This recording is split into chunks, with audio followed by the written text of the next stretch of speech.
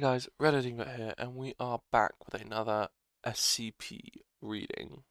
Today we are doing SCP-086, The Office of Dr. Redacted. So, let's get started. SCP-086. Object Class, Safe, no, it's Euclid, no, Safe. Special Containment Procedures. SCP-086 is contained within the Office A-19, a Bioresearch Station 71. The secretarial post outside the door is to be staffed by one armed guard. All 6 components of SCP-86 are to be kept within 6 meters of each other. 86-1 is to be kept on the office desk, with a single connection to the telephone at the secretary's post. All communications between 86 and the personnel are to be recorded, transcribed, and archived. Every 6 days, 86-2 is to be used to sharpen 4 standard commercially bought 16cm HB pencils, continuing until at least 95% of the mass of each pencil has been converted into pencil shavings. 86-2 is not to be emptied, even if personnel judge it that it has become clogged. In such an eventuality, personnel are to wait 10 minutes and then resume sharpening. Every 7 days, 86-3 is to be filled with a block of 200 standard commercially purchased staples. Every 20 days, 86-4 is to be filled with 15 sheets of standard commercially purchased microfilm scratch that, blank cellulose acrylate film purchased on site.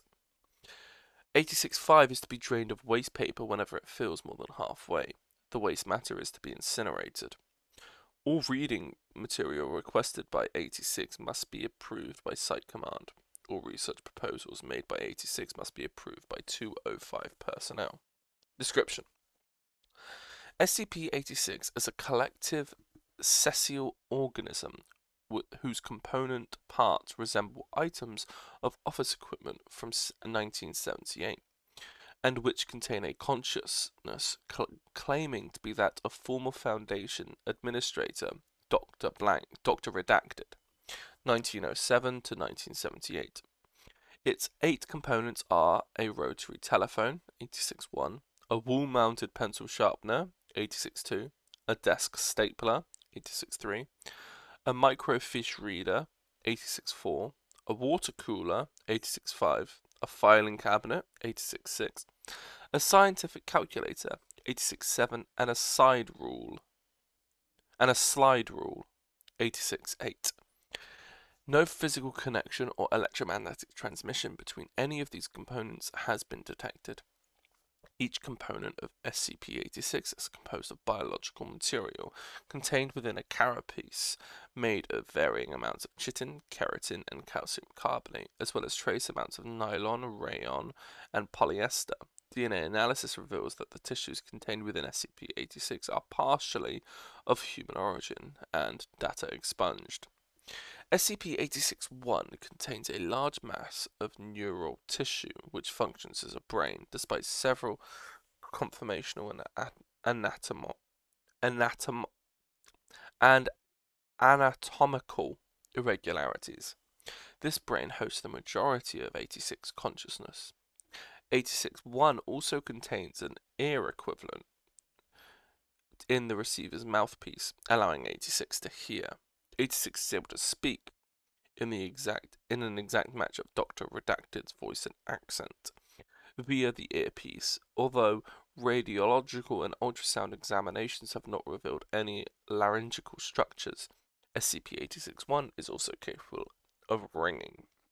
However, 86 standard ringing gives it a headache. Consequently, the only circumstances under which it rings are when awakening from sleep, at which point it rings twice in rapid succession, and then in distress, at which point it rings SOS in Morse code. 86-2, 3, and 4 functions as food intake organs. 86-2 consumes pencil shavings, 3 consumes pencils, and 4 consumes microfilm. 86-5 contains a combination bladder and bowel equivalent, storing metabolic wastes. 86.6 contains several organs which appear to combine sensory and manipulatory functions. SCP-086 has been proven of reading printed material and physically manipulating small items. For instance, turning pages and alphabetizing documents when they are placed within SCP-086. At 86 request, it is regularly provided with non-classified reading material and non-classified clerical work. The biological functions of 86, 7, and 8 have not been determined. However, 86 has stated that it experienced significant discomfort and confusion when they are removed from its vicinity, and is therefore speculated that they have some role in its cognition. Although 86-7 accepts input, its output seems to be a random glyphs and LED noise. SCP-086 has demonstrated that it has full access to Dr. Redacted's memories, and all tests indicate a 100% match with pre-existing psychological profiles of Dr. Redacted. However, 86 has pointed out there is no way to confirm that it actually thinks itself as Dr. Redacted, and it may be an alien intelligence expertly posing as Dr. Redacted, or a sleeper persona with sincerity, which sincerely believes itself to be Dr. Redacted.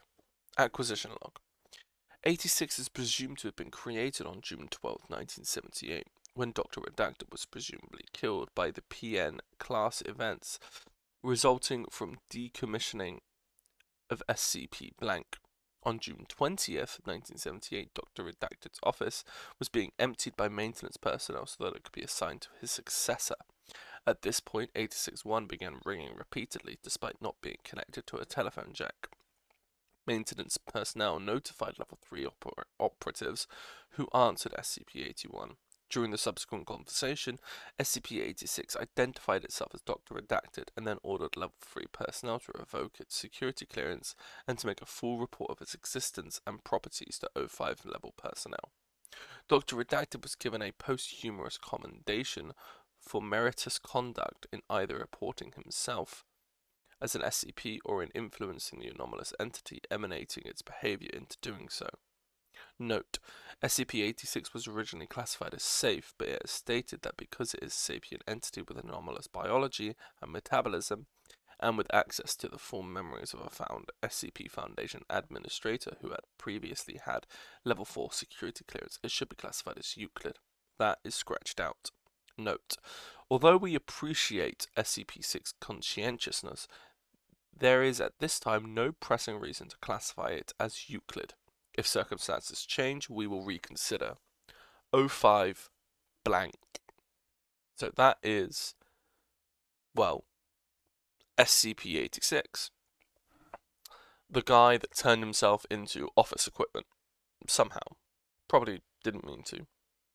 No idea. Anyway, thank you guys so much for listening. If you liked it, don't forget to like, comment, and subscribe, because why not? It's free. And hopefully,